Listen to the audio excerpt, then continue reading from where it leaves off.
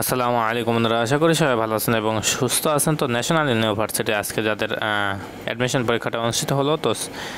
Arts, science এবং কমার্সের যে ইংলিশ সলিউশনটা রয়েছে তো সেটা নিয়ে চলে আসলাম আপনার মাঝে। তো এখানে দেখতে পাচ্ছেন 1 নং প্রশ্নের অ্যান্সারটা হবে সি, 2 নং প্রশ্নের অ্যান্সার হবে ডি, 3 নং প্রশ্নের অ্যান্সার হবে এ, 4 নং প্রশ্নের অ্যান্সার হবে বি, 5 নং প্রশ্নের অ্যান্সার হবে এ, 6 নং প্রশ্নের অ্যান্সার হবে বি, 7 নং প্রশ্নের অ্যান্সারটা হবে এখানে আপনার সি, 8 নং প্রশ্নের অ্যান্সার হবে বি, 9 নং প্রশ্নের অ্যান্সার হবে এ, 10 নং প্রশ্নের অ্যান্সার হবে বি। এরপরে 11 নং প্রশ্নের অ্যান্সারটা হবে এখানে আপনার হচ্ছে সি, 12 নং প্রশ্নের অ্যান্সারটা হবে ডি, 13 নং প্রশ্নের অ্যান্সার হবে সি, 14 নং প্রশ্নের অ্যান্সারটা হবে ডি,